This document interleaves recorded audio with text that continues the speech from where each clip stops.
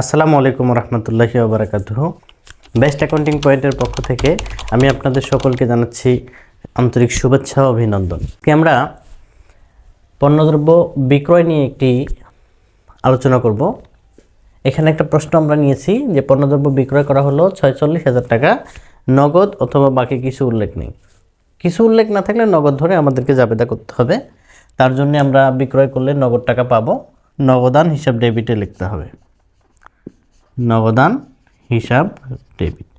আমাকে যদি প্রশ্ন করে যে নগদান হিসাব কেন ডেবিট হয়, বলবো নগদ টাকা একটা সম্পদ, প্রতিষ্ঠানের বৃদ্ধি পেয়েছে, এই জন্য ডেবিট হয়েছে 46,000 টাকা। আর পণ্যদ্রব্য বিক্রয় করলে প্রতিষ্ঠানের আয় বৃদ্ধি পায়। প্রতিষ্ঠানের আয় বৃদ্ধি পেলে ক্রেডিটে লিখতে হয়। তখন আমি আয় বৃদ্ধি পাওয়ার কারণে ক্রেডিটে লিখব। আয় বৃদ্ধি পেয়েছে 46,000 টাকা, আমরা ক্রেডিটে লিখছি। আয়ের নাম প্রশ্ন দেখে লিখব। আয়ের নাম বিক্রয় হিসাব, তখন বিক্রয় হিসাব ক্রেডিটে লিখব, বিক্রয় হিসাব। এখন প্রশ্ন হলো যে যদি নগদে হয় তাহলে কিন্তু এটা ঠিক আছে, নগদান ডেবিট। কিন্তু নগদ না হয়ে যদি চেকের মাধ্যমে হয় তখন কি হবে? কিন্তু আমি ডেবিট দিকে নগদান লিখতে পারবো না, তখন ডেবিট দিকে আমি লিখব ব্যাংক হিসাব। ব্যাংক হিসাব ডেবিটে লিখব 46,000 টাকা। কিন্তু যদি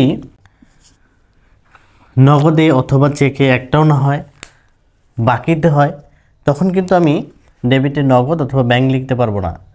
তখন ডেবিটে লিখতে হবে প্রাপ্য হিসাব। প্রাপ্য হিসাব ডেবিট, প্রাপ্য হিসাব ডেবিটে লিখতে হবে। কিন্তু ঘটনা হলো যদি বিক্রয়টা ভ্যাট সহ হয় তাহলে কি হবে? ভ্যাট সহ বিক্রয় করলে 1991 সালের ভ্যাট আইন অনুযায়ী আমাদেরকে ভ্যাট সহ বলে, তাহলে এই 46,000 টাকার মধ্যে 40,000 টাকা ক্রয় দাঁড়াবে এবং বাড়তি 15% ভ্যাট। এই ভ্যাটটা বিক্রয় করার সময় আমরা কাস্টমারের কাছে আমরা এই ভ্যাটটা নিয়ে নেব, তাই এই ভ্যাটটা আমাদের জন্য দায়। তখন হবে ভ্যাট চলতি হিসাব ক্রেডিট। দায় হবে 40,000 15% 6,000 টাকা। ভ্যাট সহ বিক্রয় করলে তখন জাবেদা কিন্তু হবে বিক্রয় ক্রেডিট এবং ভ্যাট ক্রেডিট। বিক্রয়টা হবে 100%, ভ্যাটটা হবে 15%। আর এই দুইটা মিলেই আমাদের জাবেদাটা শেষ করা হবে।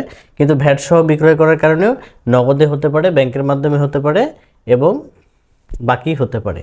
বাকি বিষয়টা বোঝাতে গিয়ে আমি একটু বলবো, ধারে বা বাকিতে লেখার পাশাপাশি যদি কোনো লেনদেনে ব্যক্তির নাম বা প্রতিষ্ঠানের নাম থাকে, সেই জাবেদাটা আমরা অবশ্যই বাকিতে ধরে অঙ্ক সমাধান করে থাকব। ধন্যবাদ সকলকে। আসসালামু আলাইকুম রহমতুল্লাহি ওয়া বারাকাতুহু।